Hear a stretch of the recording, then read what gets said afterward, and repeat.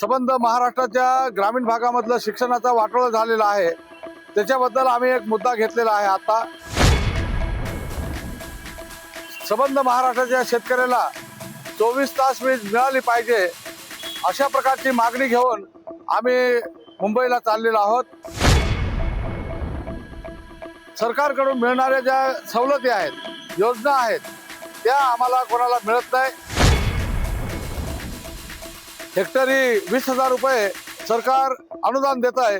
तसंच सोयाबीन आहे, त्याचबरोबर मका आहे, स्ट्रॉबेरी आहे, आणखीन सफेद मुसळी आहे। हे जे नाशिक जिल्ह्यामध्ये येणारं पीक आहे, या पिकाला सुद्धा सरकारने हमीभाव दिला पाहिजे। हा लॉंग मार्च, हा 5वा लॉंग मार्च आता महाराष्ट्राच्या मुंबईच्या दिशेने निघालेला आहे।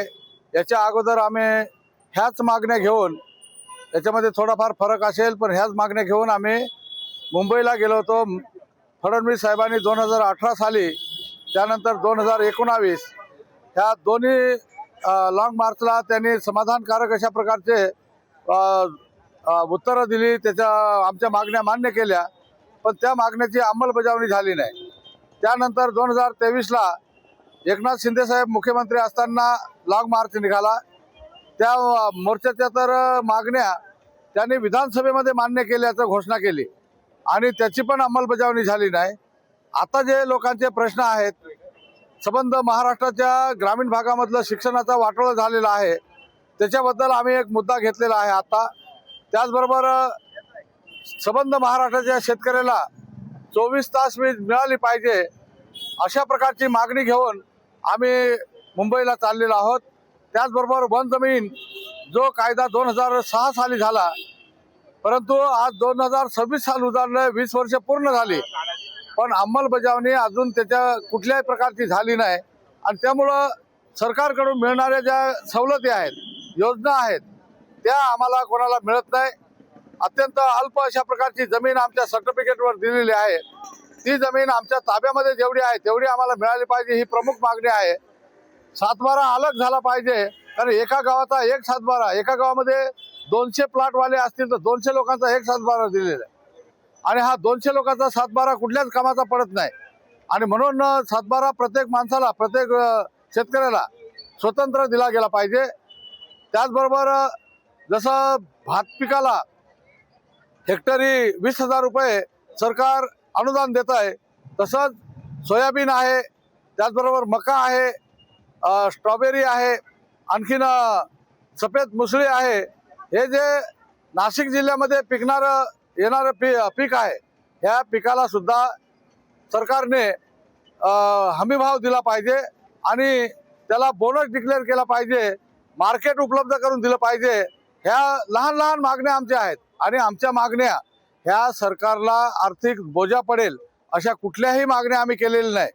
कायदा नवीन करायचा आहे असं पण आमची मागणी नाही आहे। जे कायदे झालेले आहेत, जे निर्णय झालेले आहेत सरकारचे, ते निर्णय सरकारने योग्य पद्धतीने पार पाडावेत, काटेकोरपणे त्याचं पालन करावं, त्याची अंमलबजावणी करावी, ही एकमेव मागणी घेऊन आम्ही चाललोय। सरकारला याची कुठल्याही प्रकारची म्हणजे तोशीस लागणार नाही, सरकार अडचणीत येणार नाही, अशा प्रकारचे हे आमचे प्रश्न आहेत आणि हे प्रश्न अद्यापर्यंत सरकार याच्याकडे दुर्लक्ष करत आहे। ह्या वेळेस आमचा निर्धार आहे, हे प्रश्न जर सुटले नाही तर मुंबईपर्यंत आमचं जाण्याचं निश्चित झालेलंच आहे। तुम्ही पाहता आमच्या प्रत्येक पाठीमागच्या बाजूला प्रत्येक ग्रुपची एक पिकअप आहे, एक टेम्पो आहे, एक ट्रॅक्टर आहे, त्याच्यामध्ये पाणी भरलेलं आहे, त्याच्यामध्ये शिधा टाकलेला आहे। सगळं 1 महिन्याचं शिधा सामुग्री बरोबर घेऊन आम्ही निघालेलो आहोत। त्यामुळं आम्ही मध्ये अर्ध्याहून परत येऊ अशा काही होणार नाही।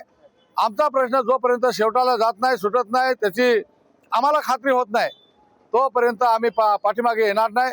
भले ते मुंबईत पोहोचल्यानंतर ते म्हणतील आझाद मैदानावर बसा, इथं बसा, तसं होणार नाही। आम्ही मंत्रालयाला घेराव टाकून बसणार आहोत आणि ती जबाबदारी सरकारची आहे। याच्यामध्ये म्हातारी माणसं आहेत, काही आजारी पण माणसं आहेत, त्याचं जर वाटेत काही झालं तर ही पण जबाबदारी सरकारची आहे। हे सरकारने एकदा निश्चित अशा प्रकारचा विचार केला पाहिजे, सरकारने याची दखल घेतली पाहिजे आणि आमचा प्रश्न हा तात्काळ मार्गी लागला पाहिजे, अशा प्रकारचा आम्ही सरकारला आवाहन करतोय, याच्या पुढे आमच्या ठाणे पालघरच्या हद्दीमध्ये गेल्यानंतर शहापूरला ठाणे पालघरचे तिथले शेतकरी आमच्यामध्ये सामील होणार आहेत. आपले नगर जिल्ह्यातले शेतकरी हे वाटेमध्ये सामील होणार आहेत. नाशिक जिल्ह्यातले उर्वरित शेतकरी जे घरी आहेत ते पण येणार आहेत. आज आमची प्रत्येक तालुक्याची लोकसंख्या आम्ही मोजली, त्याच्यामध्ये जवळजवळ 55 ते 60 हजारापर्यंत आज आमचा मोर्चा आहे आणि हा मोर्चा हळूहळू वाढत जाणार आहे. आणि म्हणून सरकारने याची गांभीर्याने दखल घेणं गरजेचं आहे, पण सरकार घेत नाही. आम्हाला पण वाटतंय की सरकारने अशी दखल घेतली नाही. शेवटपर्यंत मुंबईपर्यंत आमच्या हा गोरगरिबांचा मोर्चा हा तिथपर्यंत घेऊन जाऊ, अशा प्रकारची आम्ही सरकारला पण सूचना करतोय. ठाणे पालघर जिले में 40,000 किसानों की बड़ी तादाद के साथ जो लॉन्ग मार्च 3 दिन चला, उसके बाद अभी नासिक में आंदोलन शुरू हो गया है। हजारों की तादाद में किसान सभा और मार्क्सवादी कम्युनिस्ट पार्टी के नेतृत्व तले यहाँ पे जुटे हैं। पूरी ताकत के साथ नासिक से मुंबई तक लॉन्ग मार्च निकाल के हम जा रहे हैं। फॉरेस्ट राइट एक्ट की इम्प्लीमेंटेशन होनी चाहिए और किसानों को जमीनें मिलनी चाहिए, ये मांग इसमें हमने उठाई है। उसके साथ जो पानी समुद्र में बह के जाता है उसको रोका जाए, उसको किसानों को दिया जाए, ये मांग है। किसान सभा लगातार लड़ रही है। किसान सभा का अभी हाल ही में विदर्भ में कर्जा माफी का बहुत बड़ा आंदोलन हुआ, उसके बाद जो अतिवृष्टि से नुकसान किसानों का हुआ उसके मुआवजे का आंदोलन हुआ, गन्ने को रास्त दाम मिलना चाहिए इसके बारे में आंदोलन हुआ। और अब इस आदिवासी इलाकों में ये दो बड़े बड़े लॉन्ग मार्च निकले हैं। अहमदनगर जिले में रेलवे का जो रूट बदला गया उसके संदर्भ में भी जोरदार आंदोलन किसान सभा और सीपीएम के बैनर तले हो रहा है। हम लड़ रहे हैं लेकिन सरकार कॉर्पोरेट परस्त है। आंदोलन के चलते मांगे मान ली जाती है, इम्प्लीमेंटेशन नहीं होता। इम्प्लीमेंटेशन होना चाहिए, इसके लिए बड़ा जुझारू संघर्ष महाराष्ट्र में लाल झंडे के बैनर तले हो रहा है। आज नासिक से किसान सभा, मार्क्सवादी कम्युनिस्ट पार्टी, ये सब की ओर से एक बहुत ज़बरदस्त जुलूस यहाँ शुरू हुआ है। और यही सवाल है, पालघर में जो बहुत ज़बरदस्त अभी आंदोलन हुआ और उसने जीत हासिल की, उसके बाद नासिक ज़िले का आंदोलन लाल झंडे के नीचे आज चल रहा है। और इसमें भी वही सवाल है, किसानों के ज़मीन के ऊपर अधिकार, वनाधिकार कानून को लागू करना, उसके साथ साथ ये जो इरिगेशन का मामला है, सिंचाई का मामला है, लोगों को पानी मिलना, यहाँ का जो नदियाँ है उसको अलग किस्म से जो योजना हमने की है ये करके जो हमारे अकाल के पीड़ित जो ये है उसको देना। और बाकी जो कॉरपोरेट अंबानी, अदानी और ये सब लोगों के लिए पूरी नीतियाँ जो चल रही है आज बीजेपी के केंद्र और राज्य सरकार की, इसके खिलाफ स्मार्ट मीटर हो, लेबर लॉज हो, ये लेबर कोड हो, और साथ साथ में ये जो अलग अलग मनरेगा को ख़त्म करने की बात हो, ये सब सवाल भी इस मोर्चे में आज पूरे लाल झंडे ने लिए हैं।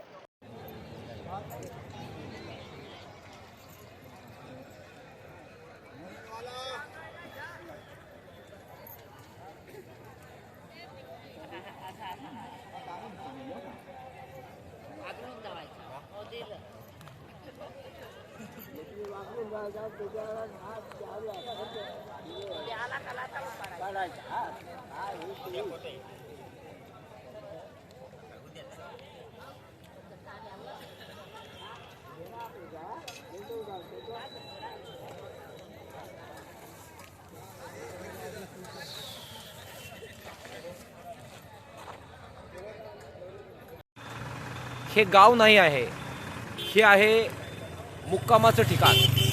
नाशिक ते मुंबई जो लॉन्ग मार्च किसान सभा आणि मार्क्सवादी कम्युनिस्ट पक्षाच्या नेतृत्वाखाली निघालेला आहे, त्याचा पहिला मुक्काम या ओसाड रानावर पडलेला आहे। आणि या ओसाड रानावर एक प्रकारे लोकांनी जी वस्ती टाकली आहे मुक्कामाची, त्यामुळे गाव असल्यासारखं चित्र आपल्याला तयार झालं।